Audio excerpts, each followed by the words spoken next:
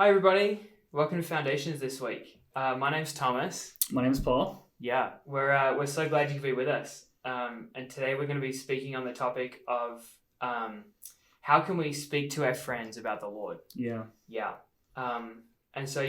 Paul, before we get into it, we'll just kind of bring up a couple of things and why do we need to speak to our friends about the Lord? Yeah. So I think it's a good thing to think about. In the Bible, it's quite clear that we're called to speak about the Lord. And I think it's helpful to have the realization that a normal Christian is not a silent Christian. Right. A silent Christian is abnormal. Yeah. Right. A normal Christian is one who speaks about the Lord. Wow. And it's healthy actually to speak about the Lord. In fact, you know how when you enjoy the Lord, He fills you up? Yeah. If you want more of that filling, that means you have to speak out. Wow. You have to flow out what you've received so you can receive more filling. Yeah. So speaking is absolutely crucial and foundational in our Christian life. That's awesome. Yeah. Yeah, that's so true. Yeah. And another thing as well is, the world situation at the moment is kind of right for us. Absolutely. For people to receive the Lord. Absolutely.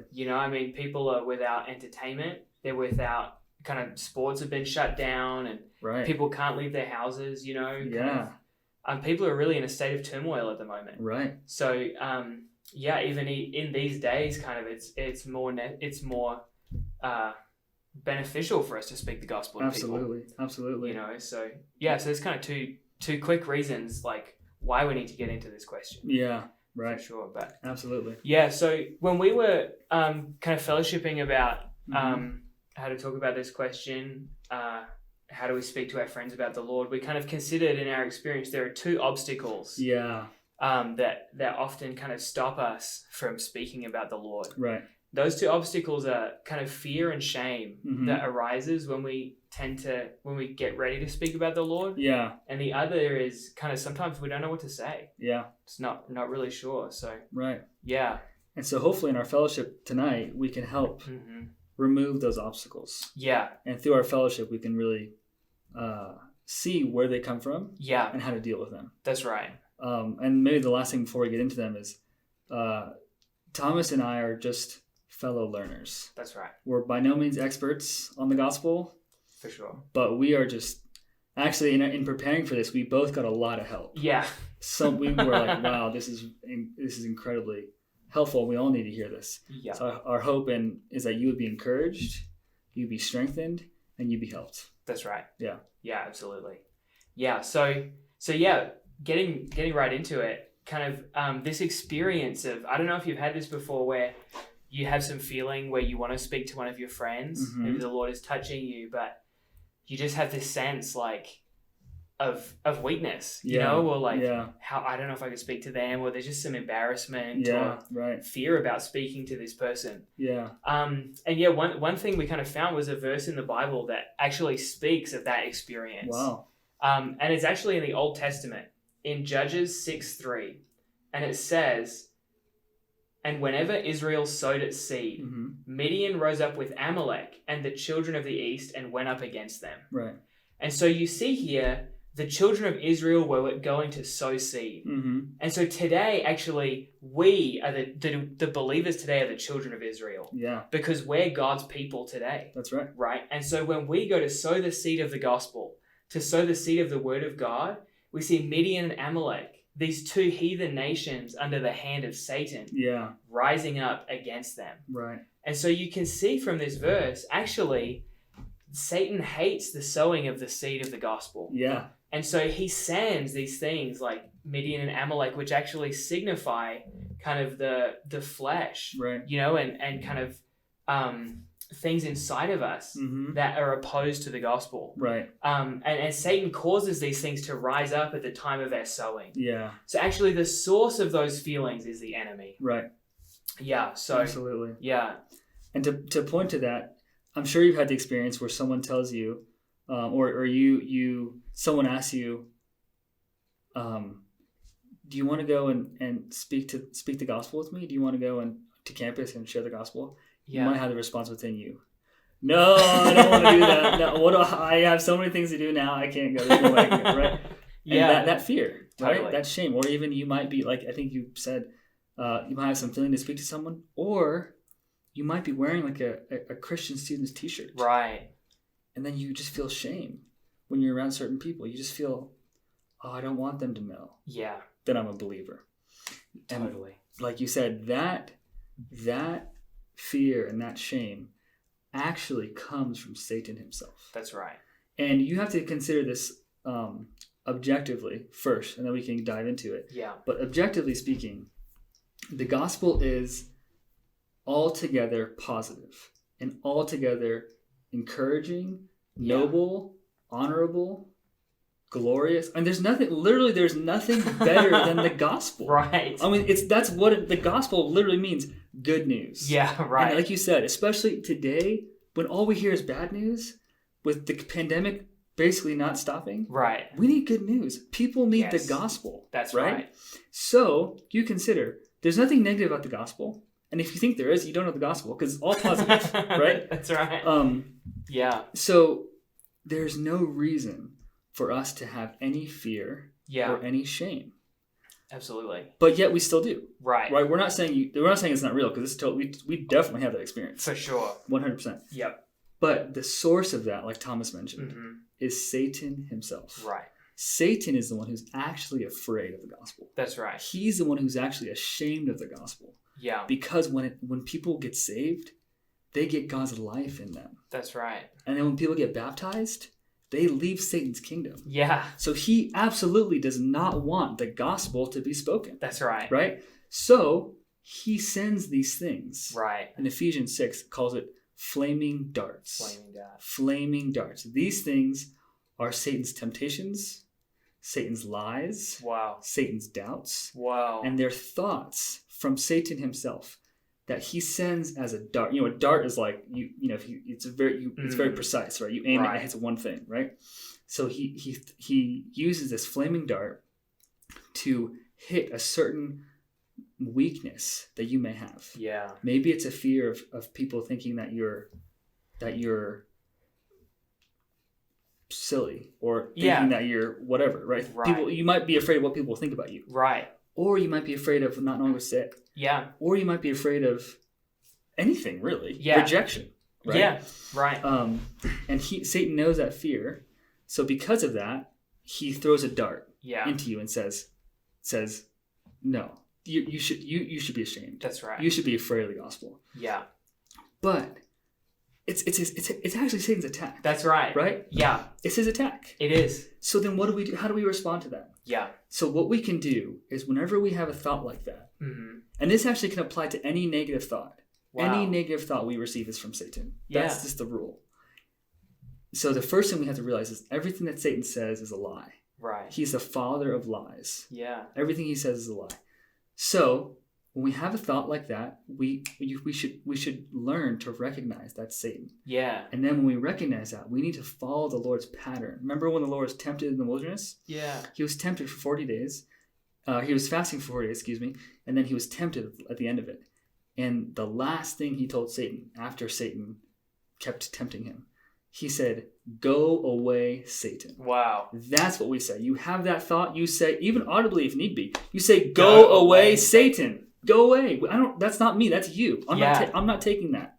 I'm not taking that thought as my own. That's awesome. Go away, Satan. And when you say that, even saying that now, we're just encouraged. I mean, you can say it right now. Go away, Satan. Right? Yeah. We're just encouraged, strengthened, and there is he has to flee. Right. He has to run.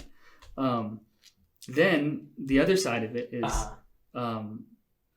we realize that from Romans 1, Paul says, "For I am not ashamed of the gospel." Right. So by using the word, just like the Lord did, right, as our sword, we can actually defeat Satan. Yeah. And so we say, just like the Lord, "Go away, Satan."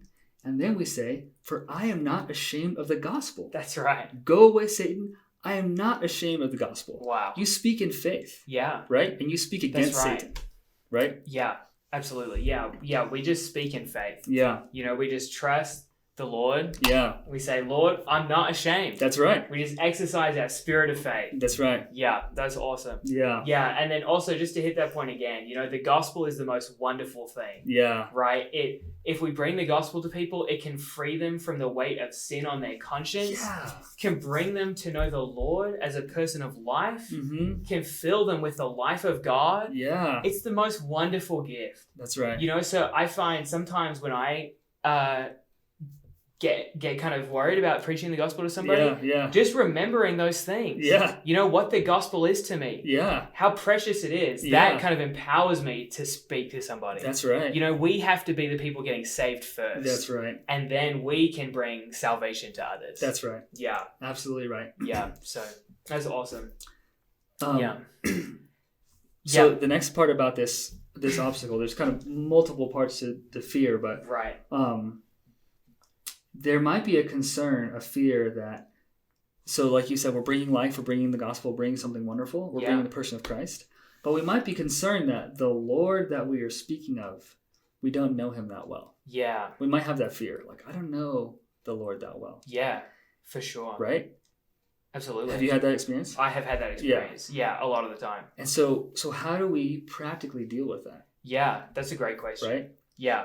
I mean, we can get a little bit of help in a verse, which is Acts 4:20. Yeah. Which says, we cannot but help the things which we have seen and heard. That's right. And so, so we need to be people who have seen the Lord and who have heard the Lord. That's right. And to be people who see the Lord and hear the Lord, we have to be in the Word. That's right. We have to be praying to the Lord. Yeah. We have to be contacting him in the morning. Yeah. We just have to spend time to be with this person, to touch this person. That's right.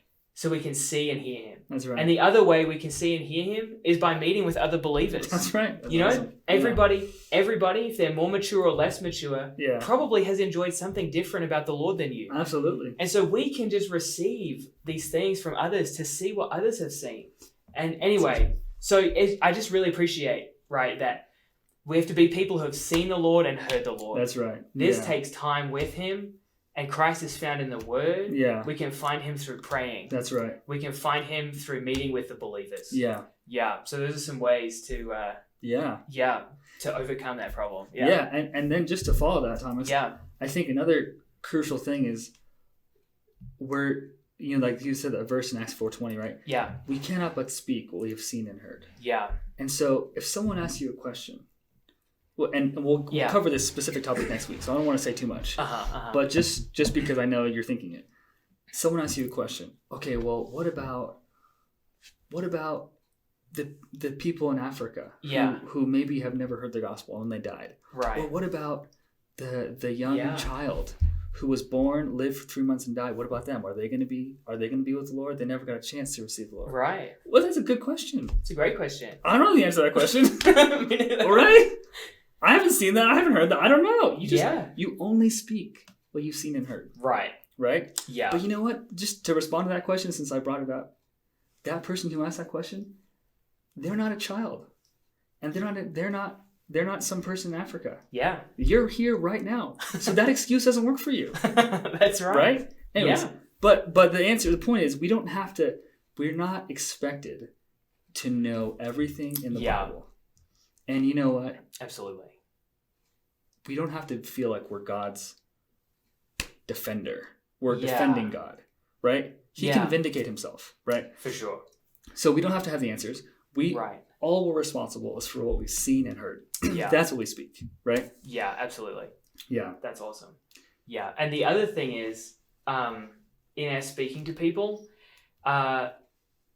we shouldn't worry so much about kind of hitting these gospel points, about people have to be convicted of their sin before they get saved. Right. Going to preach the gospel. I've kind of had that before, I wanted to speak something about what I'd enjoyed of the Lord, but then I was like, oh wait, well, do I have to like tell them the Lord died on the cross for them and stuff? Right. The gospel is just good news. That's right. Right? So whatever good news about Christ you're enjoying can be your gospel. That's right. You don't have to, just take down all the barriers. That's right. You can preach the gospel. Yeah. Right? The Christ the things you appreciate about the Lord is your gospel. That's right. So you should go and speak that to people. That's right. Yeah.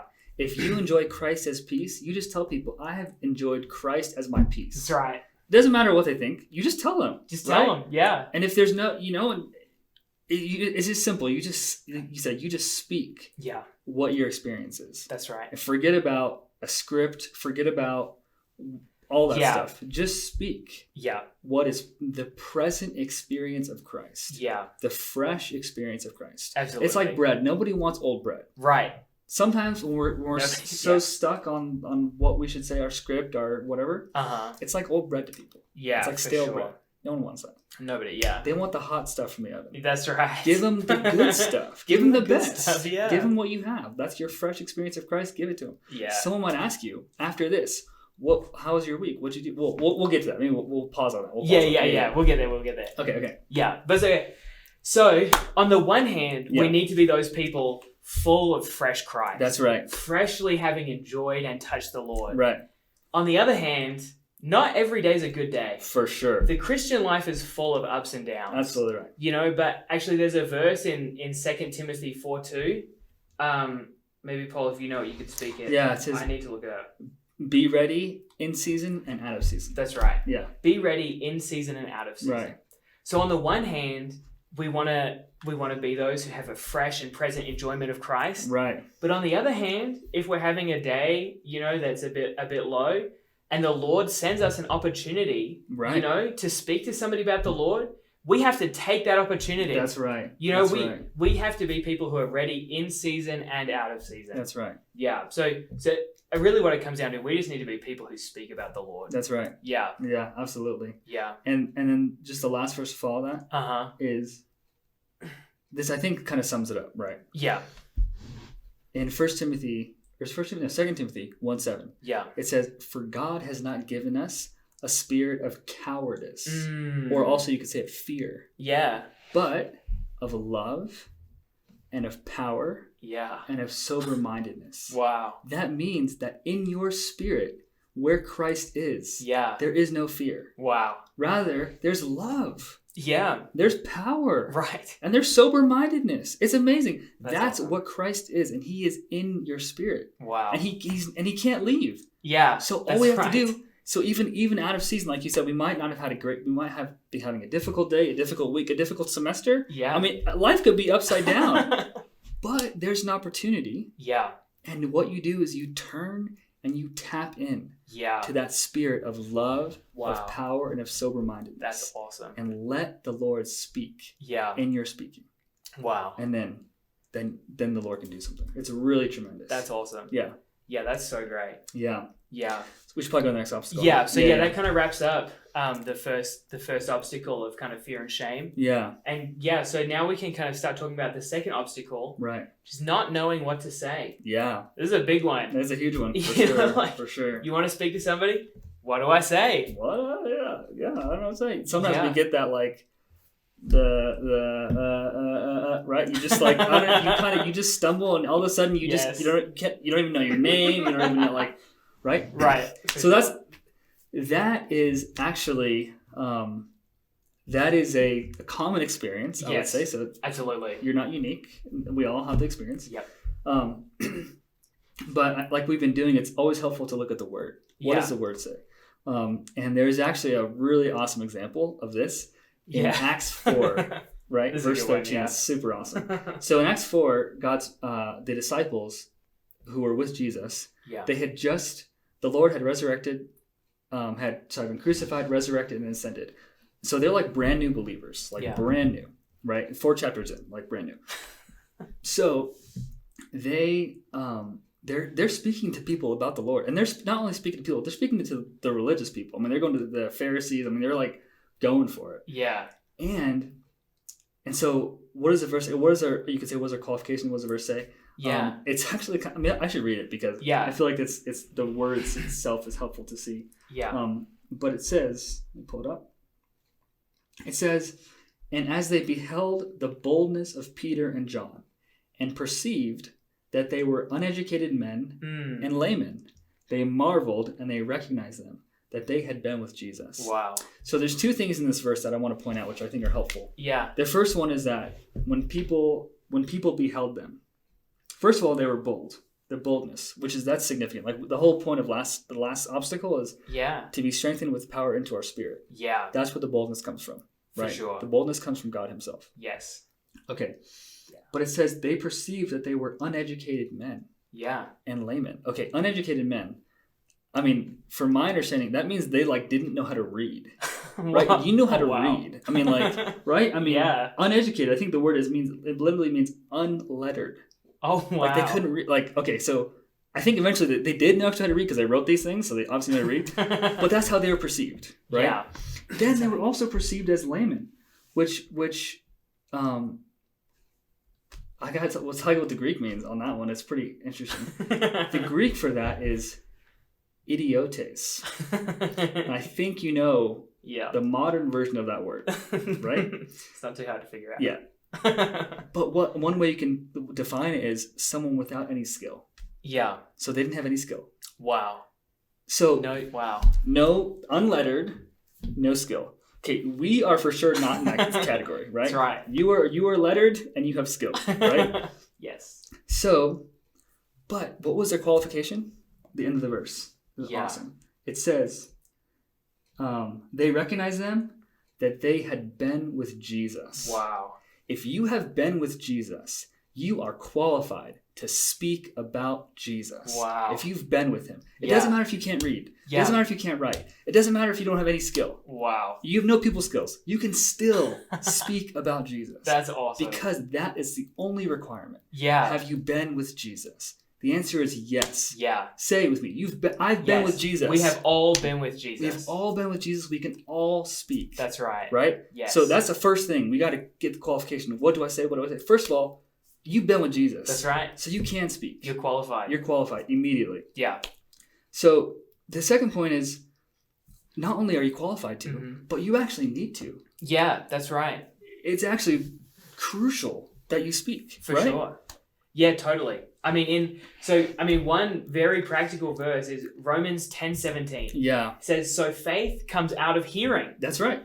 How can people hear unless we speak? That's right. You don't speak. If you don't, no one's going to hear. That's right. Yeah. And then,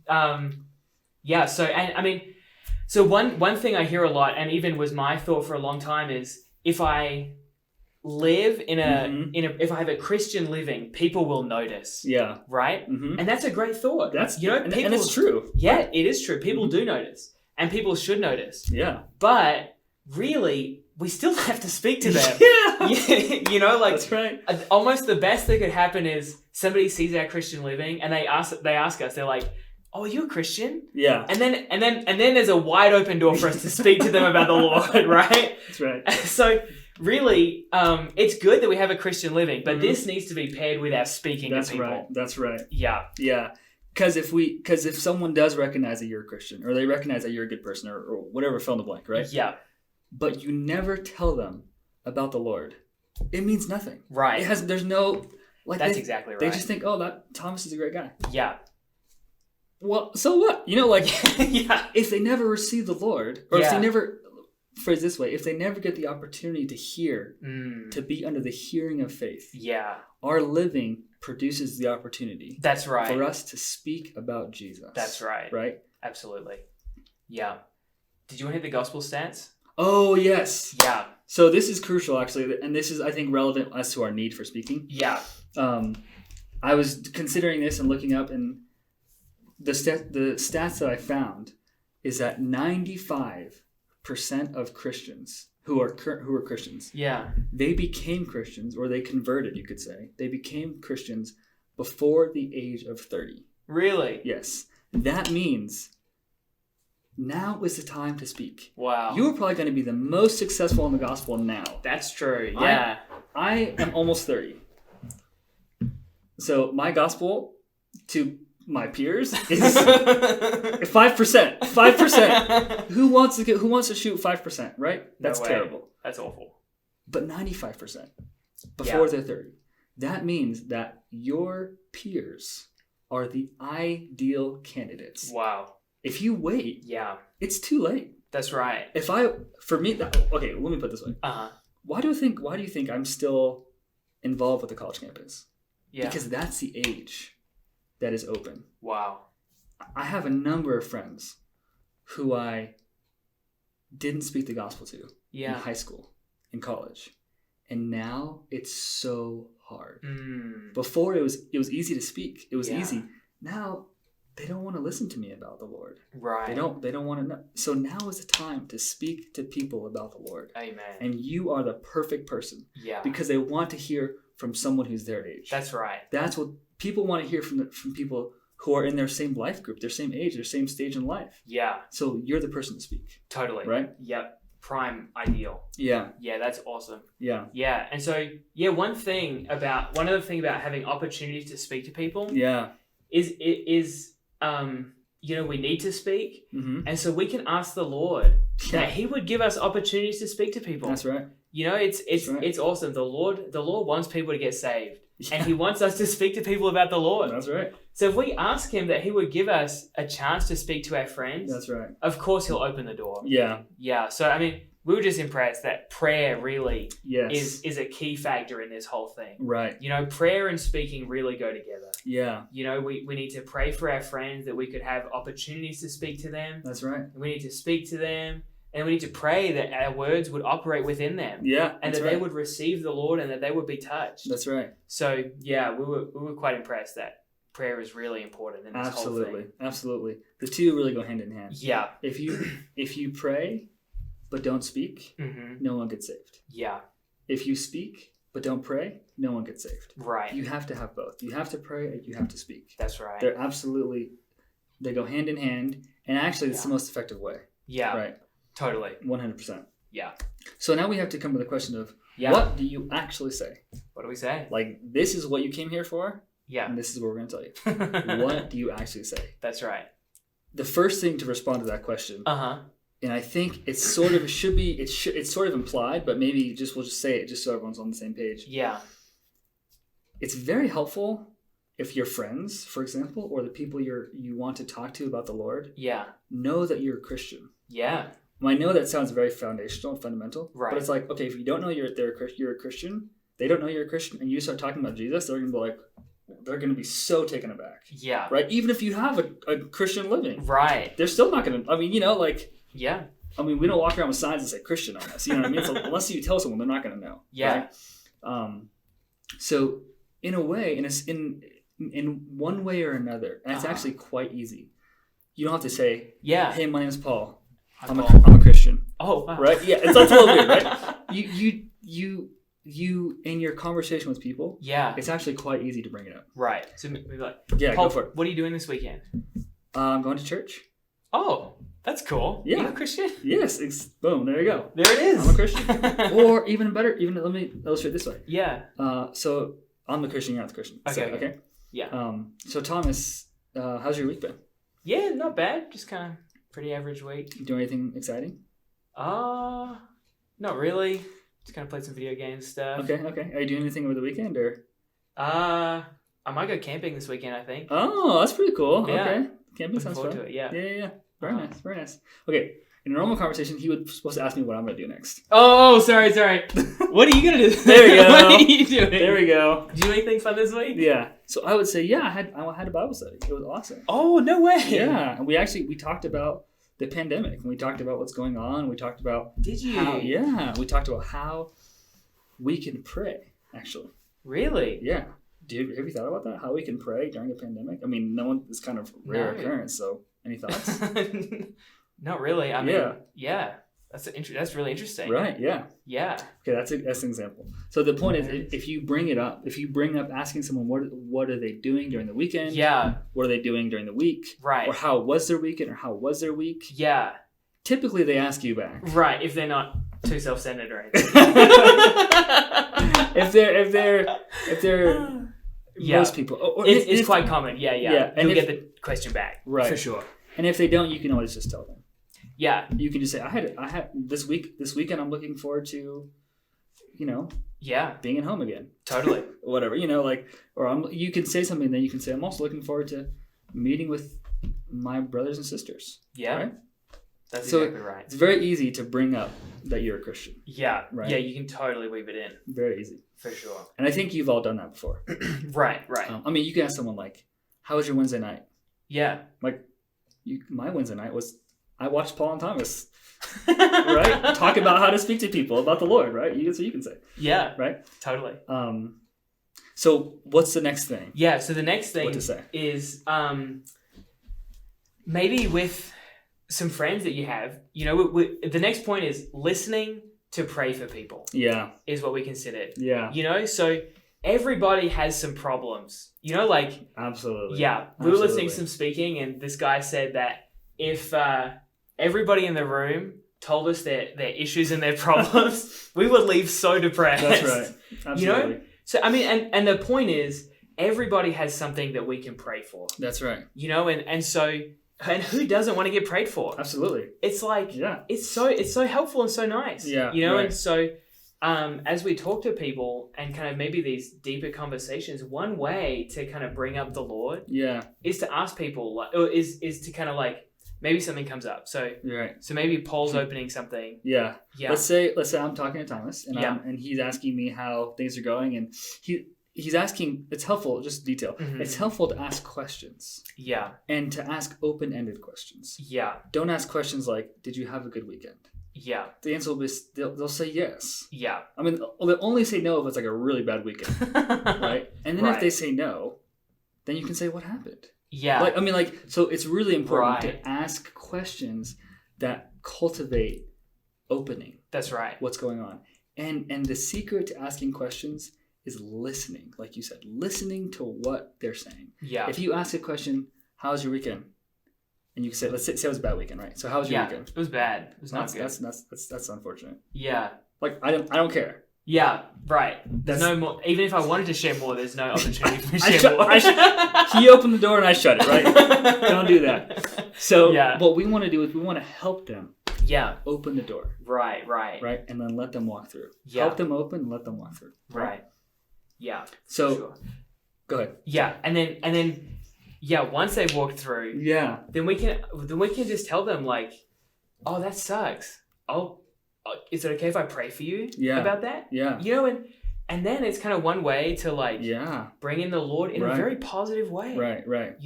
Everybody loves like having their problems taken care of. That's right. Yeah. And to be entreating the God of the universe that this person's problem will be taken care of is so positive. Yeah. Yeah. So. And maybe I can add one more detail about that. Please do. I know we're running out of time, but in this setting, it's very helpful to when someone is opening to you, it's very, very helpful to, number one, to realize that you care for them. Yeah. But some people might open things to you that are beyond your experience. Yeah. Or are beyond your care. Or beyond your... You could say like, okay, I'll just give an example. Let's say I'm talking to someone and they're talking to me about like their grandson who is on drugs. Yeah. I don't have any kids. I don't have any grandkids. Right. No one in my family's on drugs. I don't have that experience. Right. But it doesn't mean that you can't take care of them. Yeah. And it doesn't mean you can't listen. Right. And sometimes what we find is someone says something to us and you're like, whoa, that is like way heavy. Yeah. Way beyond me. Okay. It's not your job to solve their problem. Right. Clarify that. That's right. By listening, it doesn't mean you're giving them an answer. Yeah. It doesn't mean you're helping them along. And I think especially for me, I do that all the time. That's my thought. Same. Right? Oh, for sure. But rather, there's a verse actually talks about this in Hebrews. Yeah. It says, talking about the Lord himself. It says, the Lord, he has been touched with the feeling of our weaknesses. And so when someone shares, the Lord within you is touched with the feeling of that person's weakness, or touched with the feeling of what they're going through. Yeah. And so if we are like you said in the beginning, if we are one with him and praying with him, touching him, then we too will be touched with that feeling. And by simply listening, it has a way actually for people to be cared for, right? Yeah. And people to be touched. Absolutely. And then, like you said, there's the opportunity you can say, "Can I pray for you?" Yeah. Or what that's actually called is to turn the conversation. Turning the conversation. Right. You turn the conversation about the Lord. That's right. In some way. Yeah. And this takes practice. It takes a lot of practice. Yeah. Yeah. And I mean, yeah, it's not an easy thing to get into. Mm-hmm. So I think in this case, everybody has to learn by doing. That's right. You know, I don't think this comes naturally to anybody. Yeah. And so if we just practice in our experiences on the gospel, we won't have that much practice. Yeah. You know, but one thing that we were considering is really helpful. Yeah. Is to practice in our everyday life. That's right. With the believers that we're around. Yeah. You know, like Paul had an experience the other day.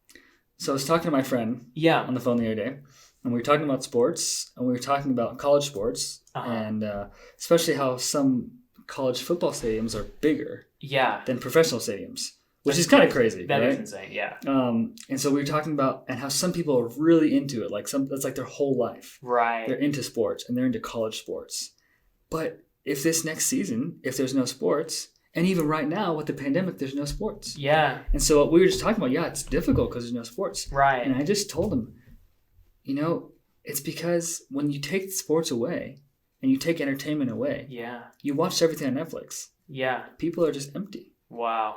And we just need the Lord. Yeah. Because otherwise, things can be taken from us. Right. And the Lord can't be taken from us. Yeah. Right? And so it's simple. Just share it about the Lord. That's awesome. And how just turn the conversation about sports to man's need for something, to be filled with something. Right. In a very simple way. Yeah. Right. No, that's great. Yeah. Yeah. And as we practice with our friends and in these everyday opportunities, then eventually we'll just get a knack. We'll just kind of pick up the feeling when there's an opportunity to speak something about the Lord. Yeah. So practicing in our everyday environment is really, really good. Really helpful. For learning how to turn the conversation. That's right. Yeah. That's right. And then we just have two more points to bring up, which I think are helpful. Mm-hmm. The first one is we might not be able to turn the conversation. Yeah. Or we do turn the conversation, but then we don't know what to say after that. Yeah. Okay, I turned it about the Lord. Now I'm like, oh, what do I do? Yeah. Right? Okay, well, there's a verse for that. Did you know that? Really? Yeah, I'll read to you. It's in Matthew 10. I'll just read the end of it. It says, do not be anxious about about how or what you should speak. Wow. For it will be given to you in that hour what you should speak. That's a great verse. For you are not the one speaking, but the Spirit of your Father is the one speaking in you. Wow. So it's very clear, in that hour, it will be given to you. Yeah. So all you have to do is turn the conversation and it will be given to you. Wow. And if it's not, you say, Lord, give me what to speak, 'cause I don't know. Yeah. But I need something, right? So just to be encouraged, it'll be given to you. Yeah. And you know how the only way to find that out is to do it. You have to do it, otherwise you'll never know. Yeah, it's true. Right? So that's the one encouragement. And then the last thing I would say, and I think this is sort of maybe our send off, our call to action, or you could say our challenge too. For sure. Is would like to encourage you to share your testimony. Yeah. If you share your testimony with someone, and this is sort of later on in the conversation, you don't lead with my testimony, right? Yeah. But this is later on in the conversation after you've turned it to the Lord. You lead or you share your experience similar to what you've seen and heard, right? Yeah. People can't argue with your testimony. That's right. People can't say that's not true because that was your experience, so they can't tell you that, right? Yeah. And so what we want to do is we just share about our experience of Christ. Yeah. And maybe just to finish it off, we'd like to challenge you, encourage you, call you to act. And the call to action is if you would be willing, you can think about it, but if you'd be willing to record yourself speaking your testimony. Yeah. Whether that's in video form, an audio form, whatever, or even written, you can write it if that's more comfortable. Yeah. But your testimony, your experience of Christ, whether that's when you got saved, when you got baptized, or a highlight of your spiritual life. Yeah. If you share that, if you record it, audio, video, or written, we will post it for you. In fact, I did this already. Whoa, wow. I did it because I said, well, I can't ask people to do something I won't do. Yeah. So I did it. And it's on our YouTube channel. You'll see it. That's awesome. And I would encourage you, if you do this, it's actually an opportunity for the gospel right there. That's right. You can send it to someone and say, hey, this is something I did with my club at school. Yeah. And I want to send it to you and tell me what you think. Yeah. You know, like you just send it. It's easier to hit the share button than it is to say something. Am I right? So, for sure. So you can just simply record your experience of the Lord. And if you need help with that, let us know. We can help you. We can help you come up with what you want to say. Whatever you need help with, we can help if you need help. Absolutely. And so the last thing I would say is I hope after all this fellowship that you're encouraged. Yeah. That you're strengthened. Yeah. And that you're empowered to speak to your friends about Jesus. Yeah. That's exactly right. We're glad you can make it.